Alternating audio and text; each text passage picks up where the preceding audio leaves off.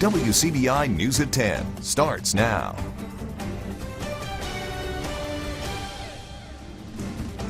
Thanks for joining us tonight at 10. Family members of a woman allegedly killed by an Oxford police officer were outraged when the judge postponed his decision on whether to release the officer on bond. Shay Arthur from CBS affiliate WREG was in the courtroom and has more on today's drama. Circuit Court Judge Andy Howarth took the bench in Oxford Wednesday afternoon. Not far behind, Oxford police officer Matthew Kinney, wearing handcuffs, shackles, and a striped jail uniform. Judge Howarth ruled Kinney was not entitled to a probable cause hearing because he is a police officer. The crime of murder is always going to fall outside of the performance of official duties for a law enforcement officer. I can imagine why it would. The judge then formally charged Matthew Kinney with the death of 32-year-old Dominique Clayton. The crime with which you're charged is that of murder. All right? Do you understand everything I've explained to you here today? Yes, sir. All right, you can be seated. Judge Howarth then announced he would postpone a decision on bail for Kinney until a meeting next week with defense lawyers and the district attorneys. I asked Ms. Kilpatrick to confer with the defendant about whether or not he's entitled to have a bond hearing now, and he was agreeable apparently to postponing that until a later date. After the hearing adjourned, family and friends of Dominique Clayton were outraged he could potentially get bond, saying Kinney showed no compassion for Dominique Clayton. That man came through the bushes while he was on duty and killed her. Walked in behind my daughter's home, put a bullet in the back of her head and executed her. Kinney's attorney says the judge's decision to postpone the bond hearing is not uncommon. That's day in, day out criminal law. That's how most cases are handled. This case is no different, unfortunately, than any other case when it comes to the constitutional rights of the defendant. While family members demanded justice, Oxford's top cop says he understands their anger. Matthew Kinney committed murder, and we do not want him out. We support them, and we will stand by them, and we will be direct that we do not support a bond. He needs to be in jail. That's where he should be.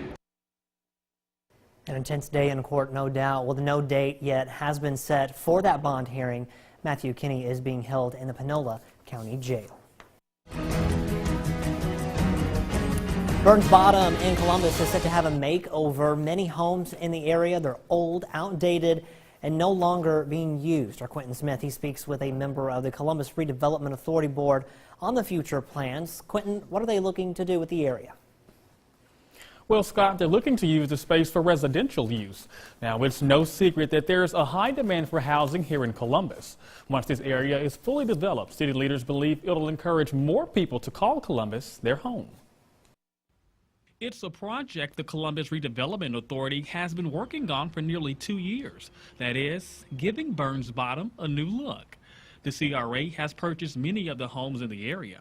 The homes are either marked with a letter B or D, indicating how the homes will be cleared to make way for redevelopment. We worked with the city, and that the fire department has chosen to burn some of the homes as a training exercise for the fire department, and then other of the homes will need to be demolished, with a backhoe and and equipment. Just, I guess the determination was what was the safer, what was the better way for the individual home. This home that sits on 3rd Avenue North was the first home to be cleared, as it was burned by the fire department earlier this week. Now it's exciting to see, okay, now we can start talking about the new development and what we're going to see here and what we can do with the land instead of the drudging through of the acquisition process. Mark Castleberry is a member of the CRA board and says they already have an idea of how the area is going to look. I think the general thought is it'll be housing. That's the best use of this property. We're sure not against commercial. Castleberry says they targeted Burns Bottom because of the unique features surrounding the area, such as the Riverwalk and soccer complex. Just think about, you could live here and have the whole complex available to you, in the Riverwalk and the bridge, and then the amphitheater and downtown, and you don't have to maintain it. But get to enjoy all of that. Once this project comes to fruition, the CRA believes it'll help grow the economy by drawing in more potential residents. From here, you can get on the bypass. If you're working at PACCAR or SDI or something, you can be there a very short time. I think people will choose to live here that may even work at Mississippi State University. and due to the lower cost of living in Columbus and probably the housing and taxes, and it'll be a good opportunity for them. Now, at this time, the CRA is still in the planning stages to determine the exact layout of how the homes will look once construction begins. Castleberry says he doesn't know when all of the homes will be cleared, but he doesn't expect the process to last longer than a few months. Scott? All right, Quentin, thank you very much. Time now to toss things over to Chief Meteorologist Keith Gibson to get a first look at our Wednesday night forecast. Hey there, Keith. Scott, quiet conditions out there right now. Temperatures are still quite warm, upper 70s to around 80, still 80 at GTR. So a warm night. We enjoyed a lot of sunshine today. Some of those friendly cumulus clouds were out and about. That's our time-lapse camera network there, our Alpha Insurance cameras, as the sun was going on down. So get ready for another warm day on Thursday, 7 o'clock, still around 70. You'll need the sunglasses in the morning. You'll need your hats, your sunscreen if you'll be outdoors during the day. Low 90s are expected highs around the region. Winds from the south at about 5 to 15. Gets even warmer for the holiday weekend, Scott. More on that in just a few minutes. Well, 1 in 4 Mississippi students failed this year's third grade reading gate test. That's the highest failure rate since the test has been in existence. But as Courtney Ann Jackson explains, the score needed to pass is also higher than ever before. It's very difficult pinning a child's future on one test like we have been doing in the past few years. Third graders are scored on a 1 to 5 scale for the reading gate test. In the past, they needed a 2 to pass. This year, they needed a 3. In Pearl, teachers have worked to get the whole family on board with motivation ahead of the test. We have the parents on board because we want them to know it's more difficult, but we are here and we are working. And, it's not a scare tactic, but we need your help. Clinton's Northside Elementary tried to keep surprises to a minimum. We use some different assessments that give us an indicator of how they will do. So we were able to use those assessments to kind of show parents, this is where your student lies, this is where we need to get to, so what are the steps that we need to take. But even once the results are in, all we get is a pass or fail score. So many of our parents, that was concerning for them because they were, well, what's the number? Well, we really don't get a number right now. All we know is if they did or did not, if they met the level 3 or they did not. The students who failed on the first attempt have already had their first retake opportunity. If they still don't reach the passing score, they'll get one last shot. Otherwise, they'll be held back next school year. It's hard for them to realize that at this age, 8 and 9, that their entire 4th grade career or their entire 3rd grade career depends on one test. Courtney Ann Jackson, WCBI News. The end of the school year has its ups and downs. At Overstreet Elementary School, they're making the best of them. 5th grade peak students have been learning problem-solving skills, engineering and money management. They combine those skills to design and build roller coasters. Today, they debuted those creations at the school's annual roller coaster day. I learned that how to work better with the team and how to engineer, how to work with specific pieces and how to put them on and how to build them.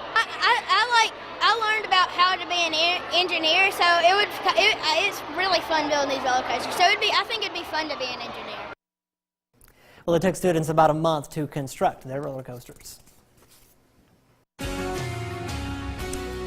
Right now, we are looking at some quiet conditions, lows tonight into the upper 60s to around 70. So no major issues in the near term. The heat wave is coming on in and will intensify. More on that as we approach the holiday weekend. More on that after the break. Stay tuned. Your WCBI First Alert AccuWeather forecast with Chief Meteorologist Keith Gibson.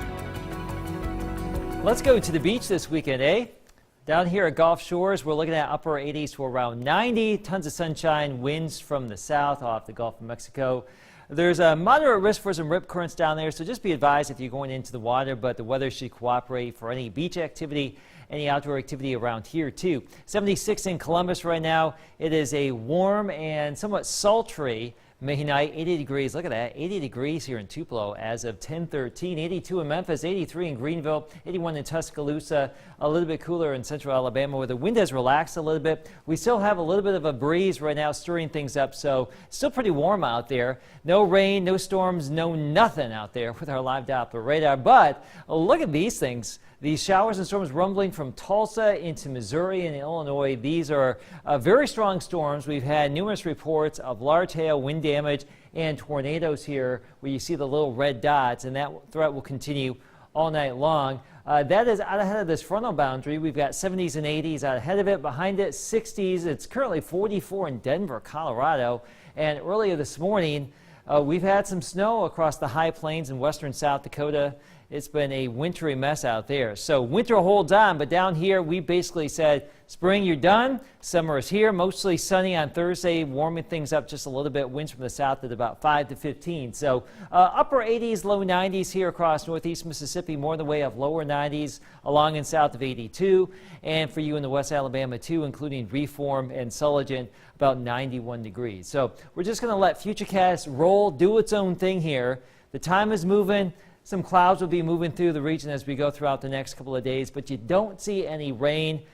Can't rule out a stray shower here, but in general, we're keeping things dry all the way through the holiday weekend. 92 tomorrow, 93 Friday, 94 Saturday, 95 Sunday, 94 in the area for Monday, 93 Tuesday, 93 Wednesday. So that's your forecast here, folks, and get ready for a warm holiday weekend. Our next best chance for some rain on Wednesday. Just heating on up. All right, thank you very much, Keith. Well, postseason play is underway. Tom has SEC tourney highlights from the Aggies, Rebels, Hogs, and Athens Dogs coming up a little bit later in sports. Welcome back, everyone. It's an easy way to give back to others, donating blood. It's also life-saving. We learn more tonight in our Health Talk with Baptist. Hi, I'm Sandy Kilburn, medical technologist and blood bank supervisor at Baptist Memorial Hospital, Golden Triangle. I want to talk to you some more about blood donation. Here at Baptist Golden Triangle, we transfuse an average of 215 units of red blood cells every month to an average of 92 patients. Recipients include cancer patients, sickle cell anemia patients, patients with other types of anemia, surgery and trauma patients, and premature or sick newborns. As you can see, the need is great, and a reduction in donor turnout can put the blood supply of our nation, our state, and our hospital at a critically low level. Donating blood is a safe process.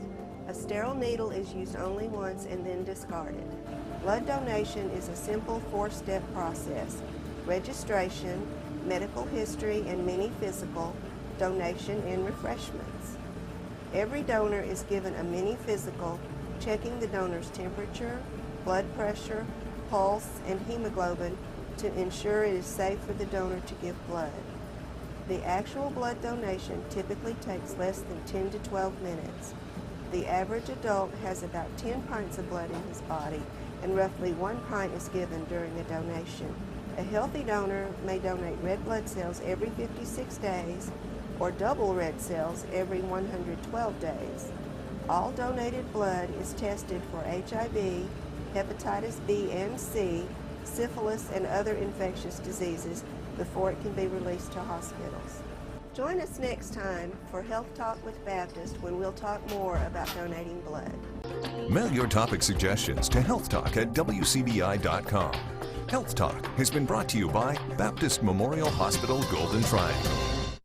If you'd like to donate, here is your chance. A blood drive will be held this coming Friday at the Outpatient Pavilion Conference Center right there at Baptist Golden Triangle. It'll be from 11 a.m. to 5 p.m. For more info, you can call 877-258-4825. Ole Miss looking to pick up a state win on day 2 of the SEC tournament. Could the Rebs top the Hogs? Those highlights coming up next in sports.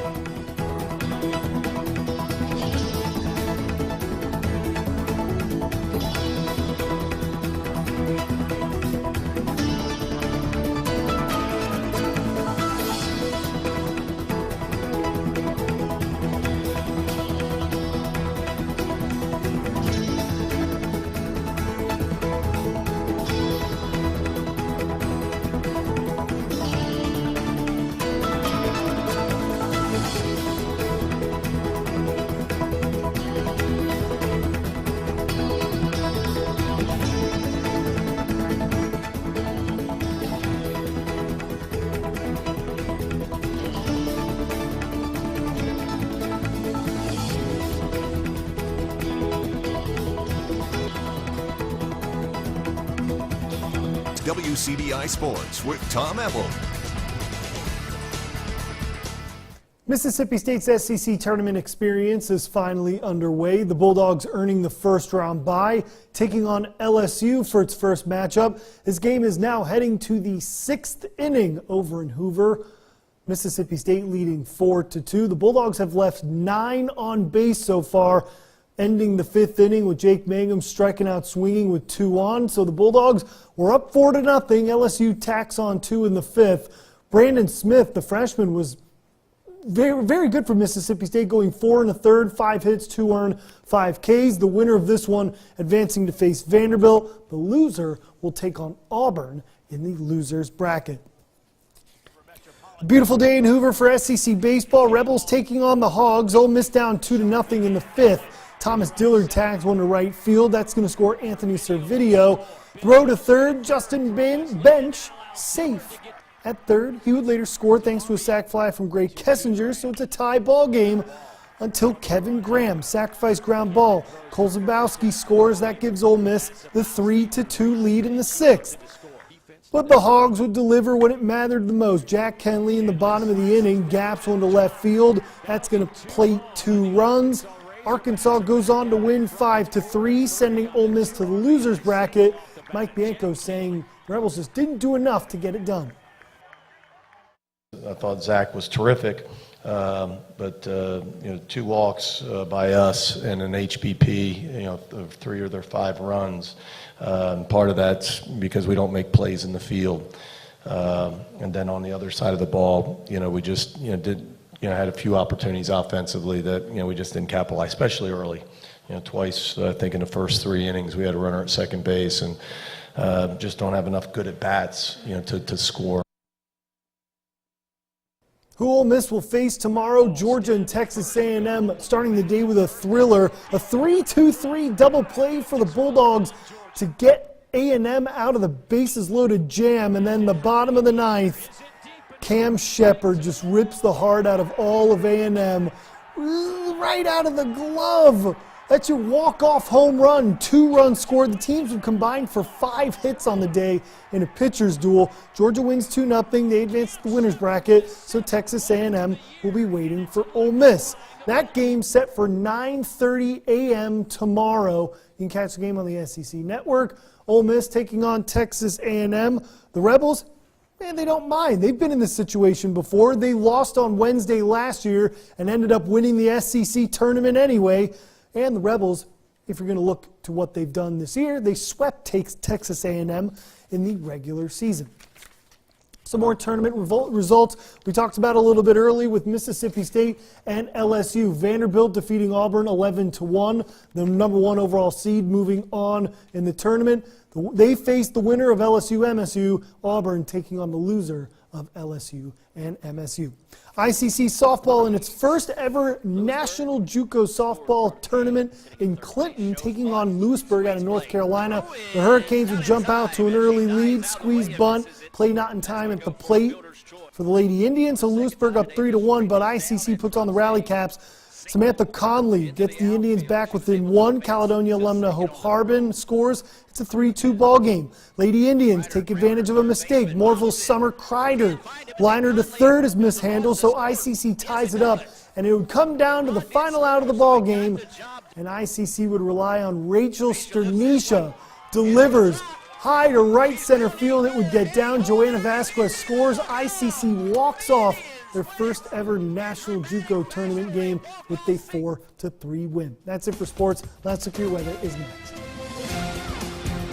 Pretty nice and warm again tomorrow, Scott. Still around 70 degrees when you wake up and head out to work. By the afternoon, low 90s across a good chunk of the region. The heat index will be warmer than that, so just plan accordingly.